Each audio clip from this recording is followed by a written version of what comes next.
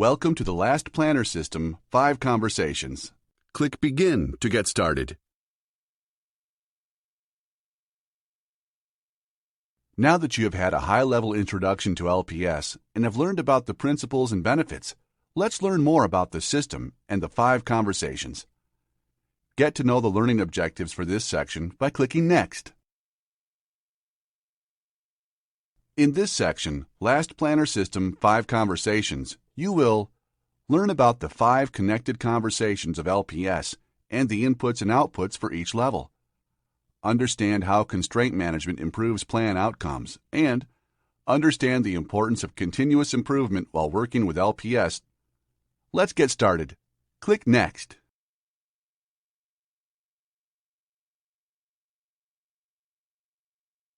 The first conversation of LPS is milestone planning. The goal of milestone planning is for the team to align on and set the milestones for the project. This starts the "we should be able to do" conversation.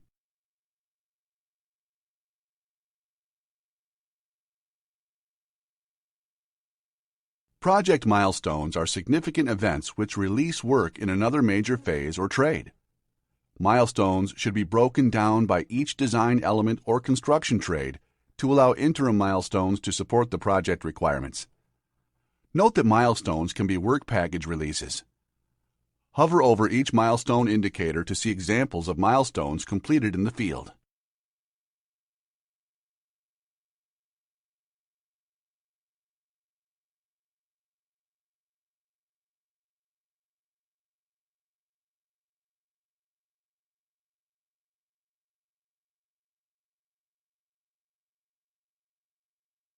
Highlights of milestone planning activities include defining the overall strategy and gaining team alignment, identifying milestones important to the client and stakeholders, especially immovable dates, and using the plan to inform the next conversation, phase pull planning.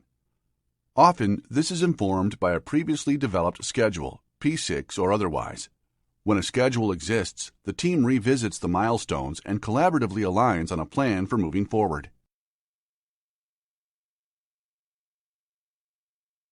To engage team members in conversation and to document the discussion, LPS uses tags, which are often sticky notes.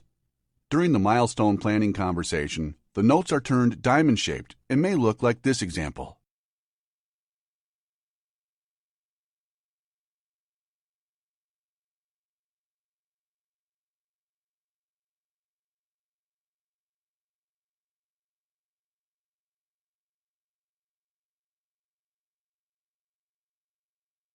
These photos give a realistic view of a milestone plan and collaborative conversations with the team doing the work. Note that everyone is at the tag board and engaged in the conversation. Milestone planning can be messy and may take several meetings to align on the plan. A better practice is to start with the final milestone and work backwards, identifying the milestones and adding in intermediate milestones as needed. For further information regarding milestone planning, please click on the link to download the PDF document.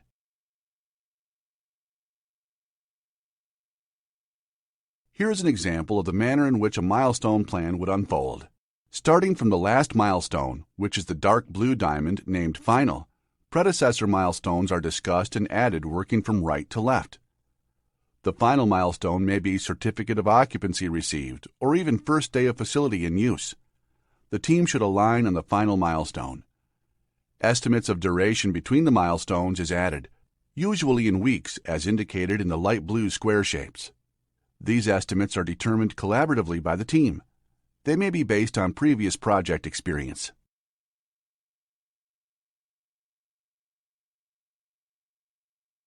The process of identifying milestones and estimated durations continues until a beginning milestone is identified. Once the beginning milestone is identified and the team is aligned with the plan, the commencement date can be added as an anchor to the plan. This is indicated by the yellow rectangle and anchor. Once the commencement date is established, the estimated milestone dates can be identified from the estimated durations. These are indicated by the yellow rectangle boxes. This will lead to the final milestone plan. Additional information can be added, such as long lead time items, intermediate milestones, or other pertinent information that helps the plan to be more explicit.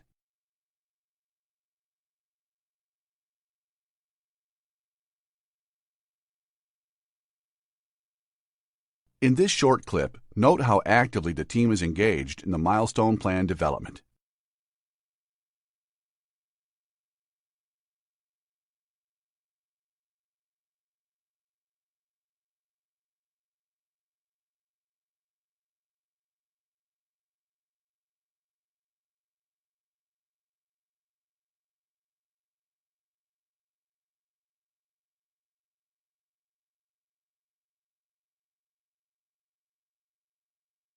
Now that you learned about milestone planning, let's learn about the second conversation of LPS, which is phase pull planning.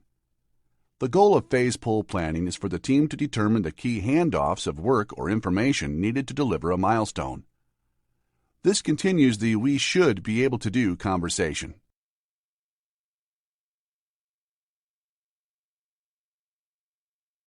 For LPS, a phase is a period of the project where a specific group of activities is scheduled to be accomplished, and can be either a time period or a group of activities leading to the accomplishment of a defined goal or milestone. Highlights of phase pull planning activities include further establishing what should be done, determining a phase from the milestone plan, determining the structure and sequence of the work along with the effort and durations, gaining alignment on tasks that should be able to be completed during the phase, and transferring the plan to the look-ahead plan format.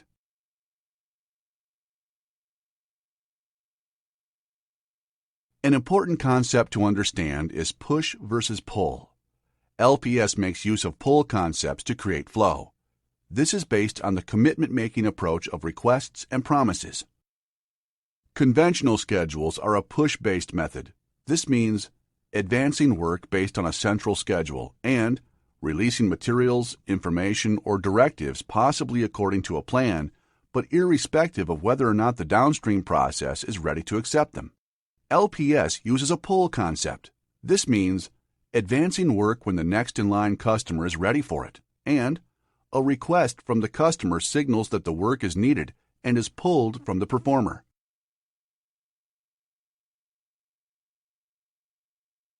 The pull methodology is used to create flow by starting at the completion of the milestone and making requests and promises to structure the delivery of the work. The plan is developed starting at the right and moving left. The work is executed starting at the left and finishing right.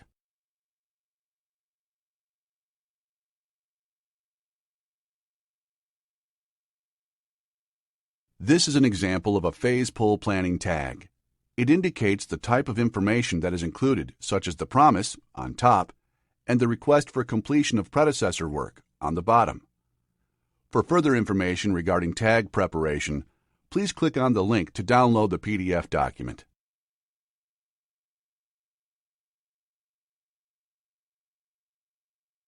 Each request tag must have a relative promise tag as depicted in this small portion of a phase pull.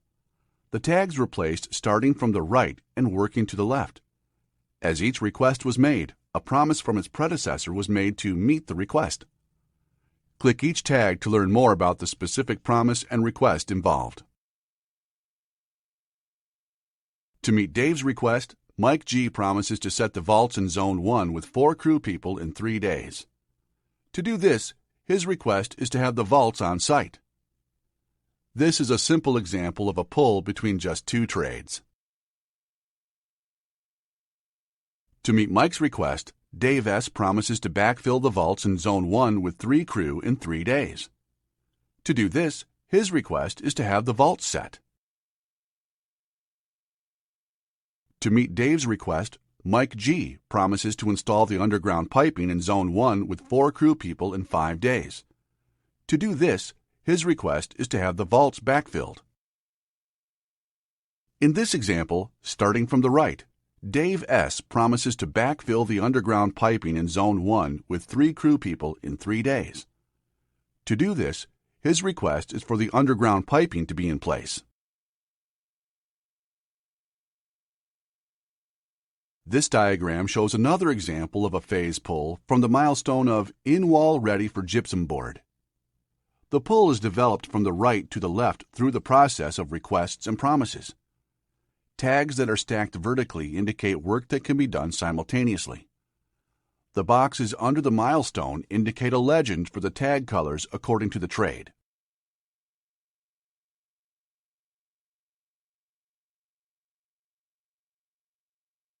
This photo gives a realistic view of a phase plan and collaborative conversations with the team doing the work. Note that the superintendents and foremen are working from the milestone at the far right side. They are making promises and requests for work to be in place. Each person writes and places their own tag. They are doing this plan right in the work area. For further information regarding phase pull planning, please click on the link to download the PDF document.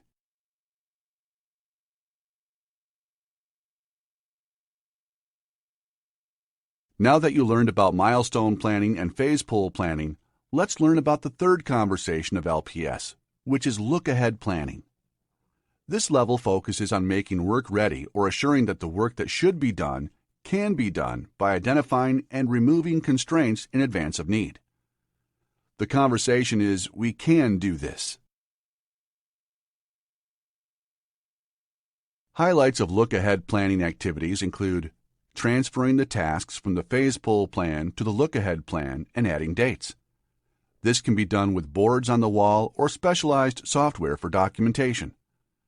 Deciding on the time frame for the look-ahead period, which is usually 6 to 10 plus weeks, but varies depending on the needs of the project.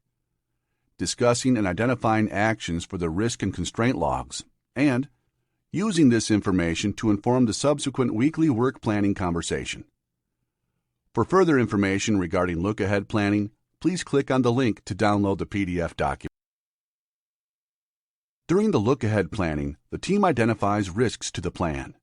The impact and likelihood are assessed and an appropriate plan to monitor or mitigate is developed. This is done via the risk log. Risks may include safety, environmental, operational, logistical, contractual, political, etc.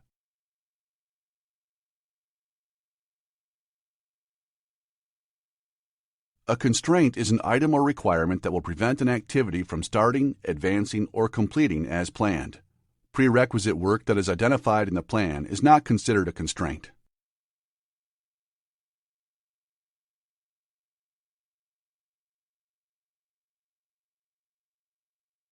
If look-ahead planning is being executed well, the constraints should be identified 6 to 10 weeks in advance, or according to the mutually agreed look-ahead period.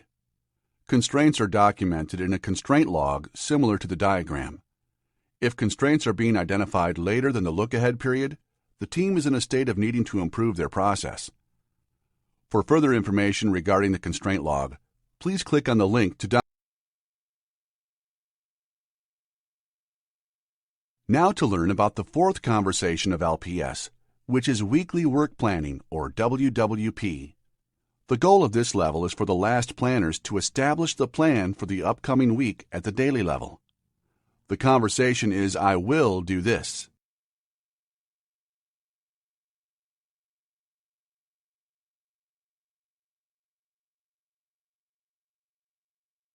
At weekly work planning level, the team identifies the promised tasks to be complete, agreed upon by the performers for the upcoming week.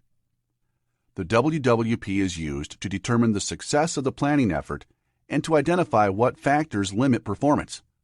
It also is the basis for measuring PPC, or Percent Plan Complete.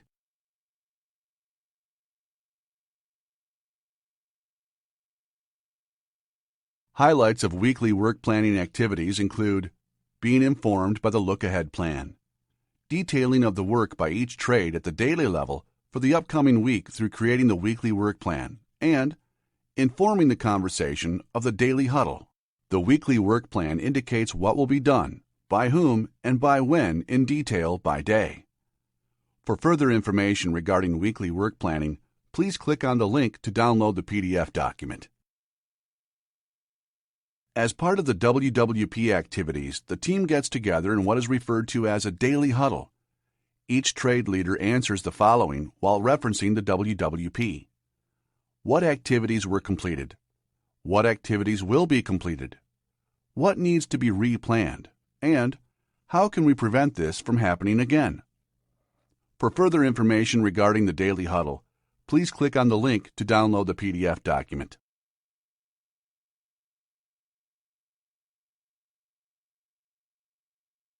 Closely tied to the activities of the weekly work planning is the fifth conversation, which is learning with the intention of improving. The goal is for the team to learn from the weekly work plan cycle and take actions for improving their use of the system and interactions together. The conversation is what we did and learned. At least weekly, the last planners take time to learn from their performance.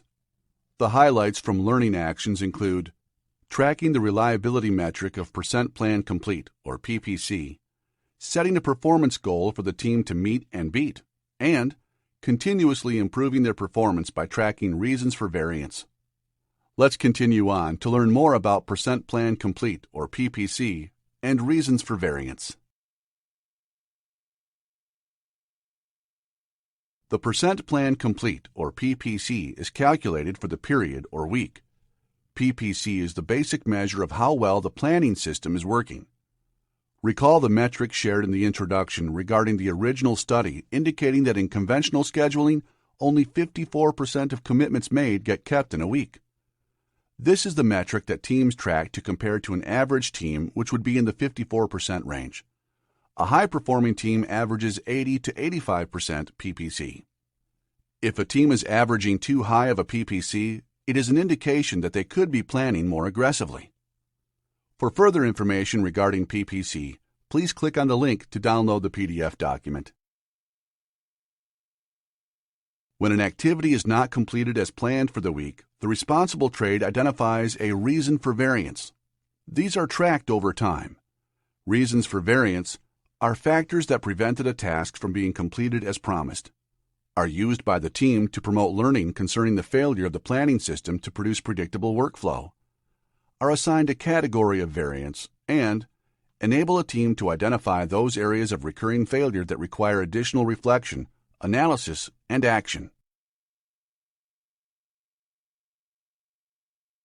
When a variance or failure occurs, the team must discuss the likelihood of it occurring again and determine actions to mitigate such. Teams must address variances that have a high level of reoccurrence. For further information regarding reasons for variance, please click on the link to download the PDF document.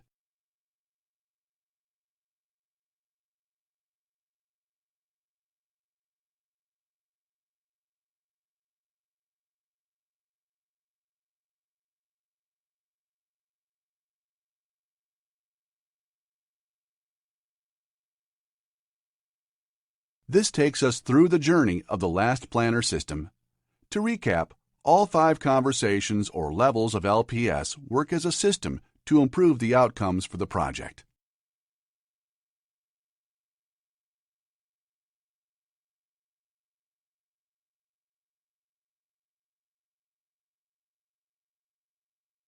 We hope you have enjoyed learning about Lean and the last planner system.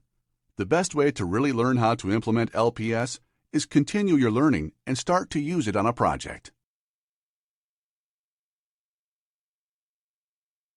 Let's take a moment to see what you've learned.